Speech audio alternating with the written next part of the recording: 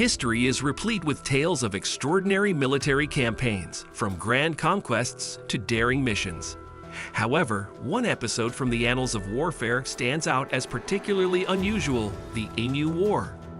In the early 1930s, the Australian government launched a military campaign against emus, large flightless birds that wreaked havoc on farmlands.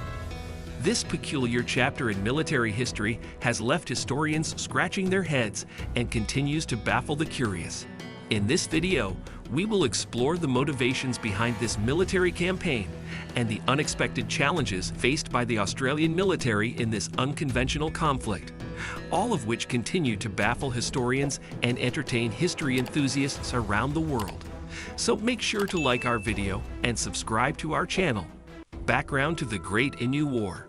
The origins of the Great Emu War can be traced back to the treatment of veterans returning from the front during the First World War.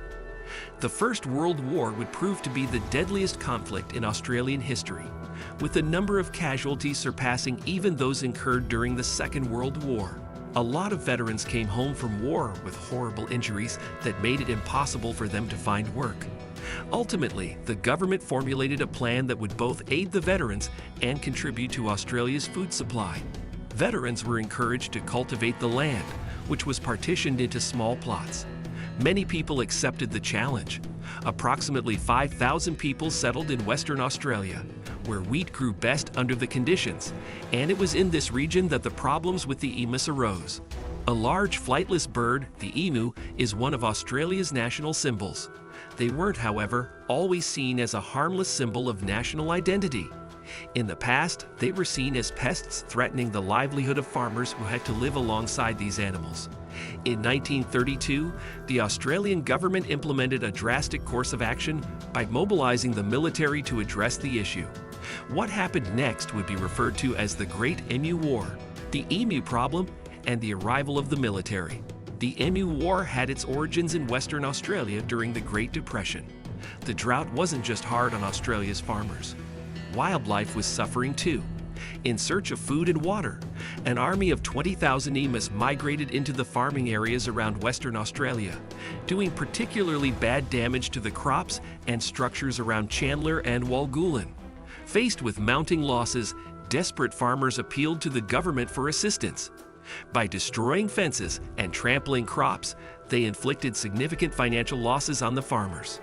In 1918, bigger and bigger groups of emus started to destroy farmlands in Western Australia.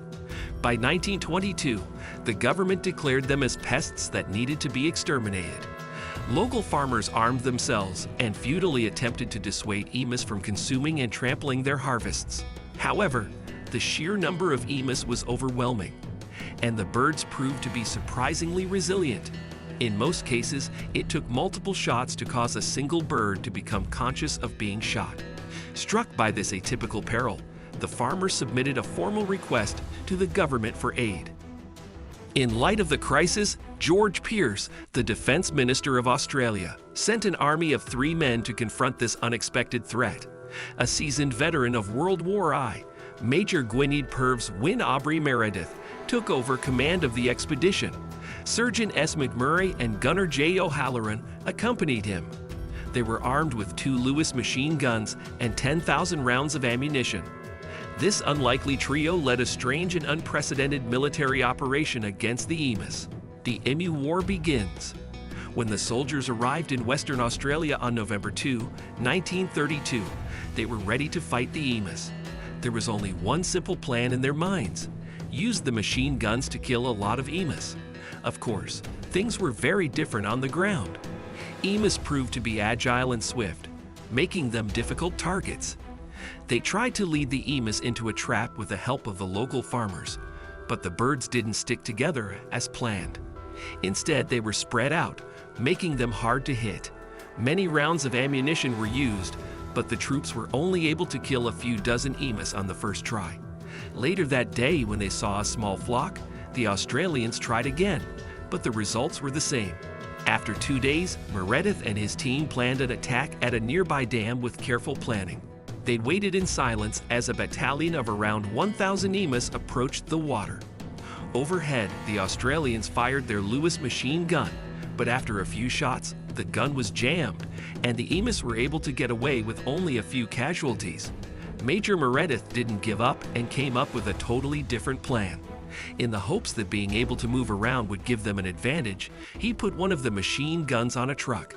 However, even with this new strategy, the troops' efforts were not very successful when they went back to the battlefield. This strategy didn't work because the ground was too rough for the gun to be accurate and the truck to gain a speed advantage.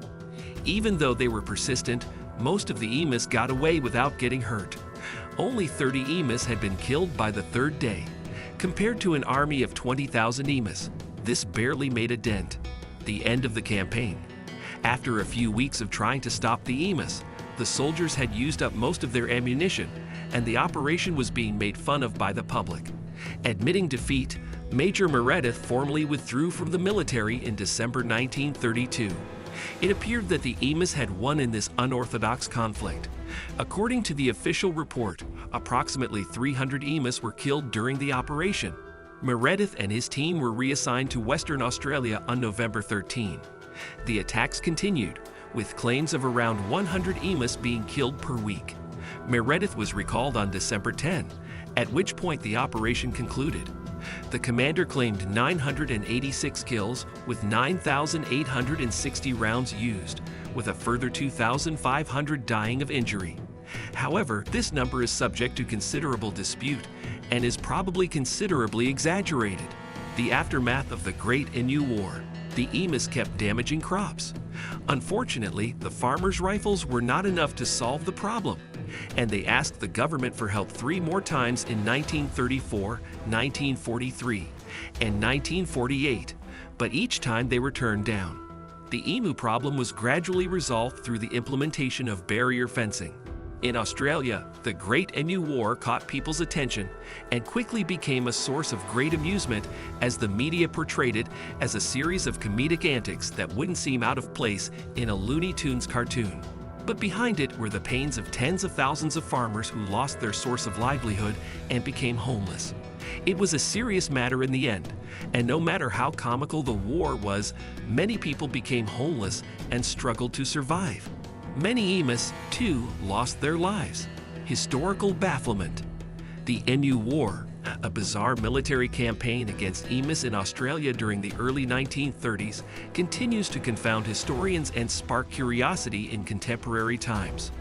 The unconventional nature of the operation, the significant disparity that arose between the soldiers and the Emus, and the eventual failure of the mission have sparked considerable curiosity and debate.